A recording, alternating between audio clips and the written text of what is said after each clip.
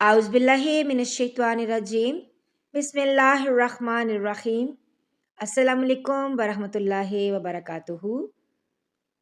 Welcome back to my YouTube channel نبی کی باتیں اردو اسٹیٹس. ناظرین و سامعین، الحمدللہ ہم نے سیرت النبی قدم بقدم پڑھنے کا جو سلسلہ شروع کر رکھا ہے اس کے ہم نے 106 ابواب پڑھ لیے ہیں.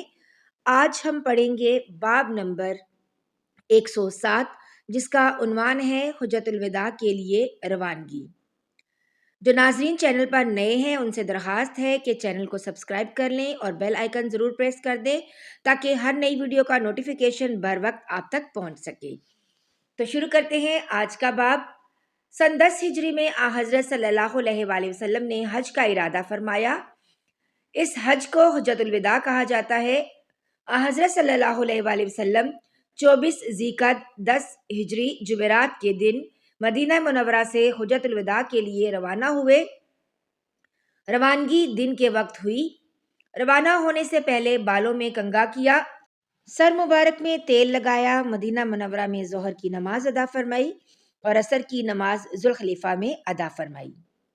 اس سفر میں حضرت صلی اللہ علیہ وآلہ وسلم کی تمام ازواج مطہرات بھی ساتھ تھیں. ان کی تعداد اس وقت 9 تھی.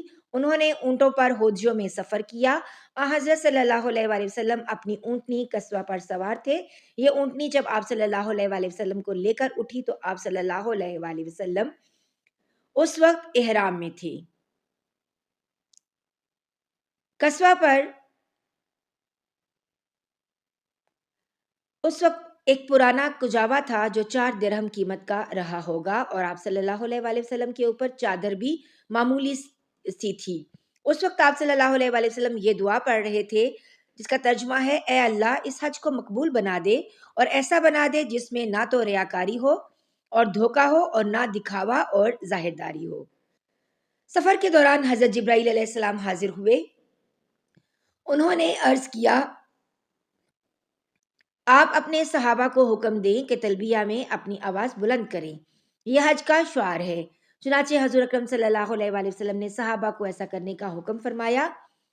انہوں نے بلند آواز میں تلبیہ پڑھنا شروع کیا. راستے میں حضرت صلی اللہ علیہ وآلہ وسلم نے ذوالطویٰ کے مقام پر پڑاؤ ڈالا، رات وہیں قیام فرمایا. صبح کی نماز پڑھ کر وہاں سے روانہ ہوئے، یہاں تک کہ مکہ کے سامنے پہنچ گئے اور وہیں قیام فرمایا. پھر دن میں چاشت کے وقت مکہ معظمہ میں داخل ہوئے.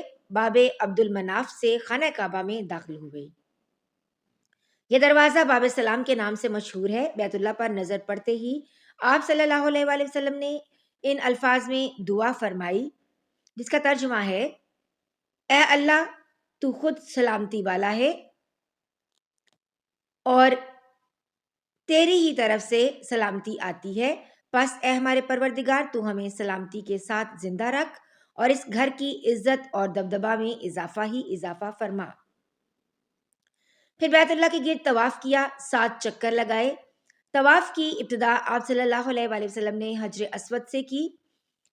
پہلے اس کے پاس گئے اور اس کو چھوا. اس وقت آپ صلی اللہ علیہ وآلہ وسلم کی آنکھوں میں آنسو آ گئے. طواف کے پہلے 3 چکروں میں رمل فرمایا، یعنی سینہ تان کر تیز رفتار سے چکر لگائے. باقی 4 چکروں میں معمولی رفتار سے چکر لگائے. طواف سے فارغ ہونے کے بعد حجر اسود کو بوسہ دیا، اپنے دونوں ہاتھ اس پر رکھے اور ان کو چہرے مبارک پر پھیرا. طواف سے فارغ ہونے کے بعد حضرت صلی اللہ علیہ وآلہ وسلم نے مقام ابراہیم پر 2 رکعت نماز پڑھی، پھر آب زمزم نوش فرمایا. اب آپ صلی اللہ علیہ وآلہ وسلم صفا پہاڑی کی طرف چلے. اس وقت آپ صلی اللہ علیہ وآلہ وسلم یہ آیت پڑھ رہے تھے. ترجمہ: بے شک صفا و مروہ اللہ کے شعائر میں سے ہیں. سورہ بقرہ. حضور اکرم صلی اللہ علیہ وآلہ وسلم نے صفا اور مروہ کے درمیان 7 چکر لگائے. یہ 2 پہاڑیاں ہیں، ان کے درمیان چکر لگانے کو صحیح کرنا کہتے ہیں. پھر 3 پھیروں میں آپ صلی اللہ علیہ وآلہ وسلم تیز تیز اور باقی 4 میں عام رفتار سے چلے۔ جب صفا پر چڑھتے اور کعبہ کی طرف منہ کر لیتے تو اس وقت اللہ کی توحید یوں بیان فرماتے، ترجمہ: اللہ تعالیٰ کے سوا کوئی معبود نہیں، اللہ سب سے بڑا ہے۔ اللہ تعالیٰ کے سوا کوئی معبود نہیں، وہ تنہا ہے، اس نے اپنا وعدہ پورا کر دیا، اپنے بندوں کی مدد کی اور اس نے تنہا متحدہ لشکروں کو شکست دی۔ مروہ پہنچ کر بھی حضور صلی اللہ علیہ وآلہ وسلم نے اللہ کی حمد و ثنا بیان فرمائی۔ صفا اور مروہ کے درمیان سعی کے بعد حضرت صلی اللہ علیہ وآلہ وسلم نے ان لوگوں کو احرام کھولنے کا حکم فرمایا جن کے ساتھ قربانی کے جانور نہیں تھے۔ جن کے ساتھ قربانی کے جانور تھے انہیں حکم فرمایا کہ وہ احرام کو برقرار رکھیں۔ 8 ذی الحج کو حضور اکرم صلی اللہ علیہ وآلہ وسلم منا کے لیے روانہ ہوئے۔ منا کی طرف روانگی سے پہلے ان تمام لوگوں نے احرام باندھ لیے جو پہلے احرام کھول چکے تھے۔ منا میں حضرت صلی اللہ علیہ وآلہ وسلم نے ظہر، عصر، مغرب اور عشاء کی نمازیں ادا فرمائیں۔ رات وہیں گزاری، وہ جمعہ کی رات تھی۔ صبح کی نماز بھی آپ صلی اللہ علیہ وآلہ وسلم نے منا میں پڑھی۔ سورج طلوع ہونے کے بعد وہاں سے عرفات کی طرف روانہ ہوئے۔ آپ صلی اللہ علیہ وآلہ وسلم نے حکم فرمایا کہ میرے لیے اونٹ کے بالوں کا ایک قبا بنا دیا جائے۔ میدان عرفات میں حضور اکرم صلی اللہ علیہ وآلہ وسلم اس قبے میں ٹھہرے یہاں تک کہ زوال کا وقت ہو گیا۔ اس وقت حضور صلی اللہ علیہ وآلہ وسلم نے اپنی اونٹنی کسوہ کو لانے کا حکم فرمایا۔ کسوہ پر سوار ہو کر آپ صلی اللہ علیہ وآلہ وسلم وادی کے اندر پہنچے اور اونٹنی پر بیٹھے بیٹھے ہی مسلمانوں کے سامنے خطبہ دیا۔ اس خطبہ میں حضور صلی اللہ علیہ وآلہ وسلم نے فرمایا، لوگو میری بات سنو، دیکھو میں جانتا نہیں کہ اس سال کے بعد اس جگہ میں تم سے کبھی ملوں گا یا نہیں۔ لوگو سن لو، تمہارے خون یعنی تمہاری جانیں اور تمہارے اموال ایک دوسرے پر اپنے رب سے ملنے تک یعنی زندگی بھر اسی طرح قابل احترام ہے جس طرح تمہارے لیے یہ دن اور یہ مہینہ قابل احترام ہے۔ دیکھو تم مرنے کے بعد عنقریب اپنے رب سے ملو گے، وہ تم سے تمہارے اعمال کے متعلق سوال کرے گا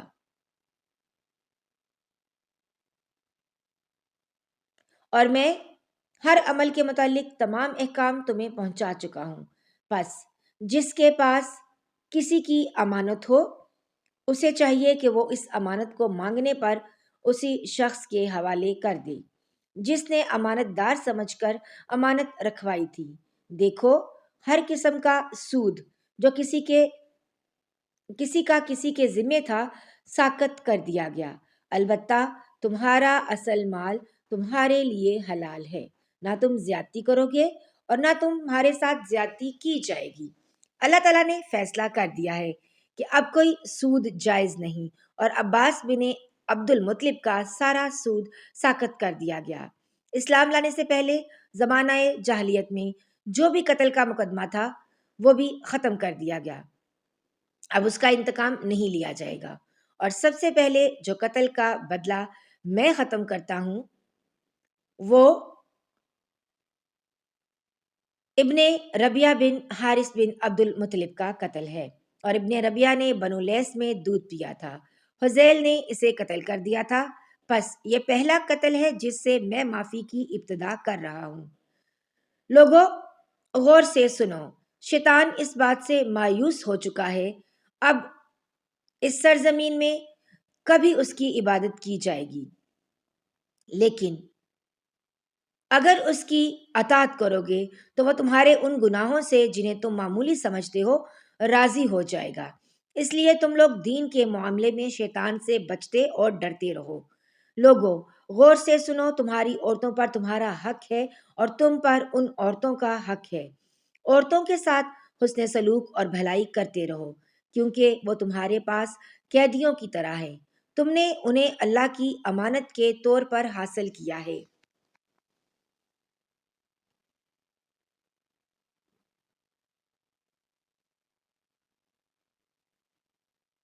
لوگو میری بات سن کر غور کرو، خوب سمجھ لو کہ ہر مسلمان دوسرے مسلمان کا بھائی ہے اور تمام مسلمان بھائی بھائی ہیں۔ لہذا کسی بھی آدمی کے لیے اپنے بھائی کی کوئی چیز بلا اجازت حلال نہیں، ہاں مگر اس وقت جب وہ دل کی خوشی سے کوئی چیز خود دے دے۔ پس تم لوگ اپنے آپ پر کسی بھی حالت میں ظلم مت کرنا۔ لوگو بتاؤ، میں نے تبلیغ کا حق ادا کر دیا؟ لوگوں نے جواب میں کہا یقیناً یقیناً۔ اس پر آپ صلی اللہ علیہ وآلہ وسلم نے آسمان کی طرف رخ کیا اور شہادت کی انگلی اٹھا کر فرمایا اللہم اشہد اللہم اشہد اللہم اشہد، اے اللہ آپ گواہ رہیے گا، اے اللہ آپ گواہ رہیے گا، اے اللہ آپ گواہ رہیے گا۔ خطبے سے فارغ ہو کر حضرت صلی اللہ علیہ وآلہ وسلم نے حضرت بلال رضی اللہ تعالیٰ عنہ کو اذان کا حکم دیا۔ اذان کے بعد ظہر کی تکبیر کہی گئی اور نماز ادا کی گئی، پھر عصر کی نماز کے لیے تکبیر کہی گئی اور نماز ادا کی گئی، یعنی دونوں نمازیں ایک ساتھ ادا کی گئیں۔ دونوں نمازوں کے لیے اذان ایک کہی گئی اور تکبیریں الگ الگ ہوئیں۔ عرفات میں ایک جماعت خدمت اقدس میں حاضر ہوئی۔ انہوں نے پوچھا حج کس طرح کیا جاتا ہے؟ حضرت صلی اللہ علیہ وآلہ وسلم نے ارشاد فرمایا حج دراصل وقوف عرفات کا نام ہے، یعنی عرفات میں ٹھہرنا حج ہے۔ عرفات کا پورا میدان وقوف کی جگہ ہے۔ اب آپ صلی اللہ علیہ وآلہ وسلم مشعر الحرام یعنی مزدلفہ کے لیے روانہ ہوئے۔ اس وقت آپ صلی اللہ علیہ وآلہ وسلم نے حضرت اسامہ بن زید رضی اللہ تعالیٰ عنہ کو اپنے پیچھے بٹھایا۔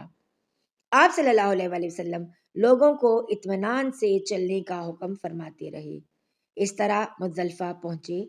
یہاں مغرب اور عشاء کی نمازیں ایک ساتھ ادا فرمائیں۔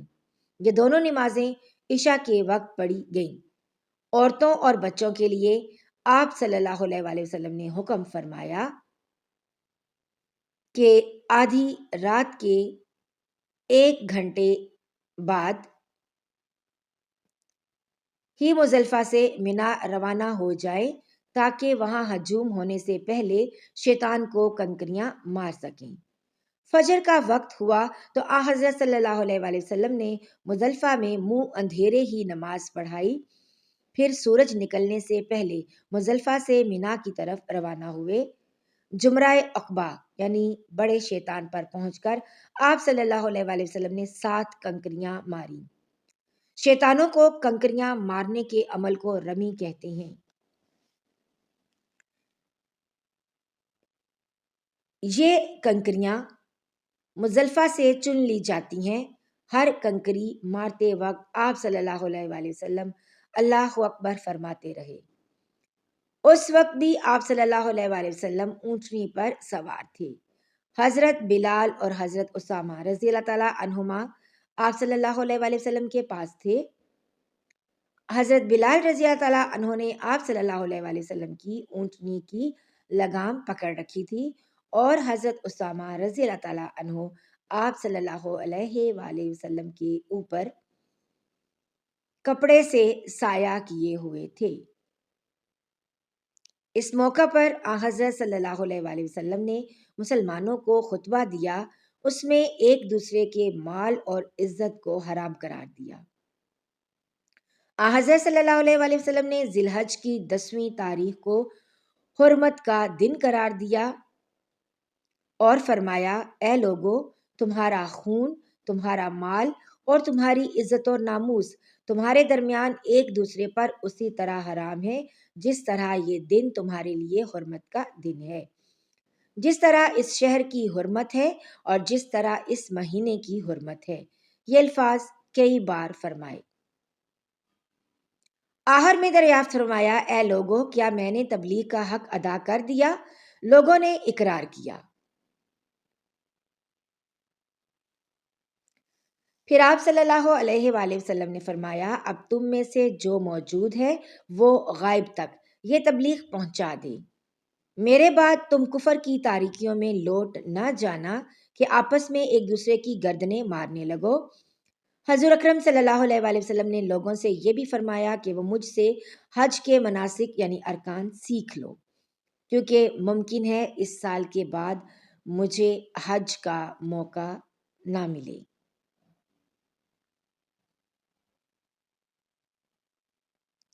اور ایسا ہی ہوا، کیونکہ اس حج کے صرف 3 ماہ بعد حضور اکرم صلی اللہ علیہ وآلہ وسلم کی وفات ہو گئی۔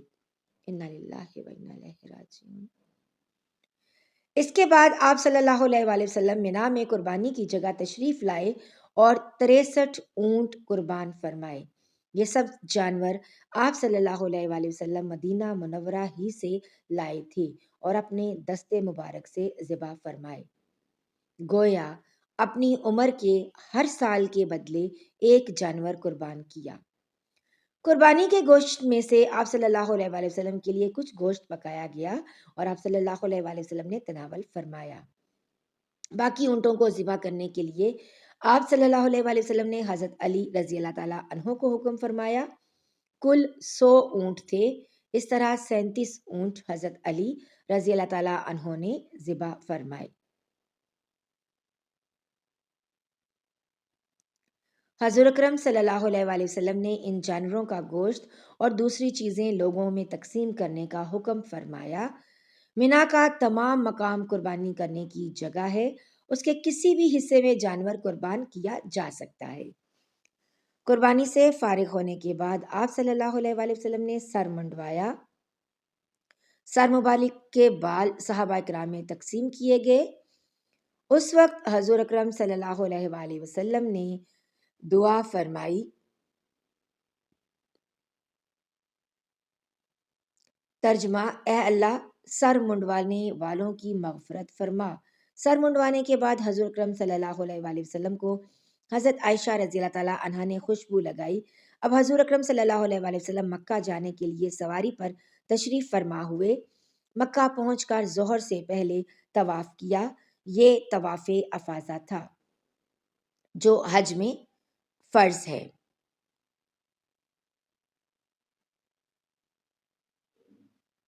اس کے بغیر حج نہیں ہوتا۔ پھر حضور اکرم صلی اللہ علیہ وآلہ وسلم نے زمزم کے کنویں سے زمزم نوش فرمایا، کچھ پانی اپنے سر مبارک پر بھی چھڑکا۔ پھر آپ صلی اللہ علیہ وآلہ وسلم منا واپس تشریف لے گئے، وہیں ظہر کی نماز ادا کی۔ آپ صلی اللہ علیہ وآلہ وسلم منا میں 3 دن ٹھہرے۔ 3 دن تک رمی جمرات کی، یعنی شیطانوں کو کنکریاں ماری۔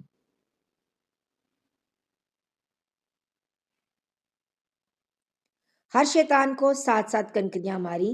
منا کے قیام کے بعد حضور اکرم صلی اللہ علیہ وآلہ وسلم مکہ تشریف لائے اور صحابہ کرام کو حکم فرمایا، لوگوں اپنے وطن لوٹنے سے پہلے بیت اللہ کا طواف کر لو۔ اسے طواف وداع کہتے ہیں، یعنی رخصت ہوتے وقت کا طواف۔ یہ ہر حاجی پر واجب ہے۔ ناظرین و سامعین، یہاں پر ہمارا آج کا باب اختتام پذیر ہوا۔ ملتے ہیں ایک نئے باب کے ساتھ، تب تک کے لیے اجازت دیجیے۔ اب دعاؤں میں یاد رکھیے گا۔ اللہ حافظ۔